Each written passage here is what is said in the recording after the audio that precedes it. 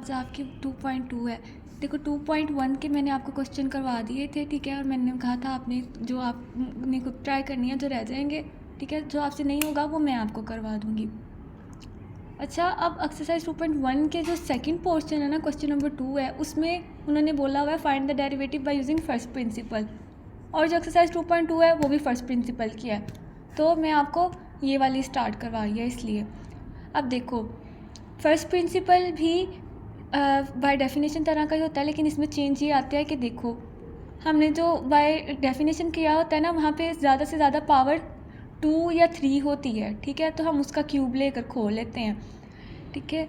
लेकिन इसमें ऐसा होता है कि टर्म्स जो होती है ना, अब a प्लस बी का क्यूब तो आप ले सकते हो, ठीक है, a प्लस डेल ए का भी ले सकते हो, x प्लस डेल एक्स का भी क्यूब ले सकते हो, लेकिन यहाँ पे क्या होता है, तो यहाँ पे 3 वेरिएबल्स आ जाते हैं, ठीक है। जब वेरिएबल्स 3 हो जाते हैं तो हम लोग क्या यूज़ करते हैं, बाय फर्स्ट प्रिंसिपल, ठीक है। आपने अपना ना पेपर में भी इस चीज़ को ध्यान रखना है कि अगर तो वेरिएबल 3 या 4 होंगे तो आपने बाय फर्स्ट प्रिंसिपल करना है।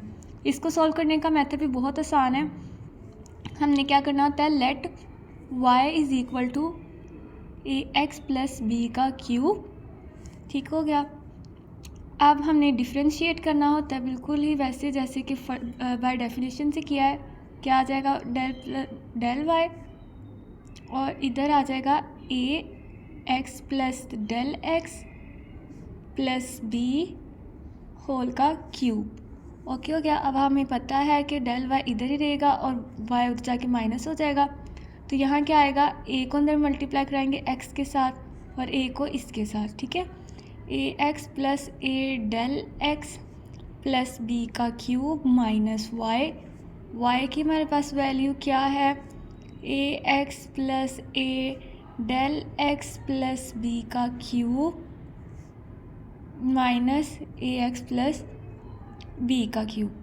अच्छा, ये तो बाय डेफिनेशन तरह का था सारा। बाय डेफिनेशन में हम क्या करते होते थे कि मल्टीप्लाई कराते होते थे या फार्मूला खोलते होते थे और काट देते होते थे। अब देखो, अब यहाँ 3 चीज़ें हैं, इसका तो नहीं ना खुल सकता, इसका तो कोई भी क्यूब का फार्मूला अभी तक किसी साइंसदान ने इंट्रोड्यूस नहीं करवाया, इसीलिए हम बाय फर्स्ट प्रिंसिपल यूज़ करते हैं। उसके अकॉर्डिंग हमने क्या करना होता है, देखो डेल वाई, अब जो चीज़ यहाँ पे कॉमन यहाँ पे होगी ना, हमने वो इस पूरी टर्म में से कॉमन लेनी होती है। यहाँ पे क्या, ए एक्स प्लस बी, देखो अगर मैं ए एक्स प्लस बी को कॉमन ले रही हूँ, ठीक है, तो यहाँ देखो, यहाँ पे तो सिर्फ ए डेल एक्स है, ठीक है,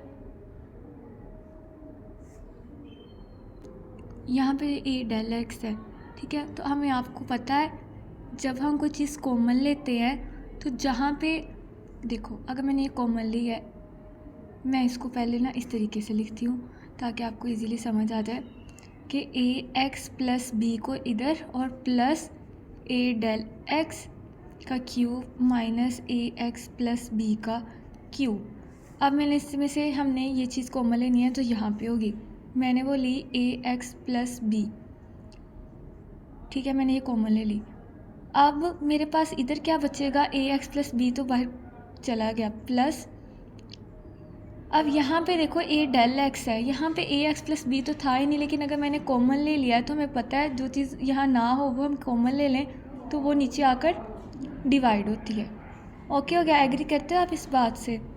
ये जी क्यूब आ गया इसका, माइनस ए एक्स प्लस बी का होल क्यूब, ठीक हो गया, ये हमारे पास आ गया।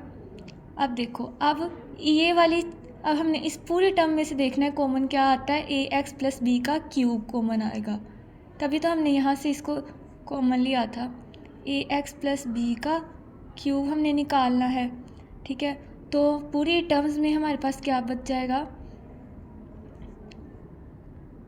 1 plus A del x a x plus b का क्यूब माइनस ये बाहर चला गया तो 1। ओके, अब हम लोग इसको क्या करेंगे, सॉल्व करेंगे by using binomial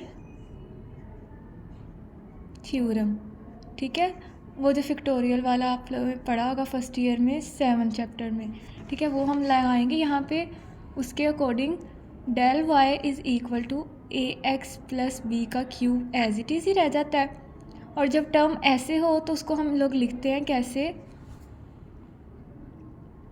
1 as it is ही आएगा, प्लस जो पावर होती है ना, पावर वो आगे, ठीक है, ये लिखते हैं हम लोग, समझ आ गई। और उसके बाद हम लोग लिखते हैं ये वाली चीज़ को, a del x a x plus b, ठीक है, ये चीज़ लिखते हैं। फिर हम नेक्स्ट क्या करते हैं, 3 ऐसे रहता है, 3 में से करते हैं -1 को और नीचे लेते हैं 2 का फैक्टोरियल, यानी कि देखो यहाँ पे 1 का फैक्टोरियल होता है, यहाँ पे 2 का फैक्टोरियल होता है। 3 - 1 2 आता है ना, तो नीचे 2 का फैक्टोरियल, और जो ये चीज़ होती है इसका स्क्वायर, ये आपने बायनोमियल थ्योरम पढ़ा होगा, ठीक है, उसका स्क्वायर।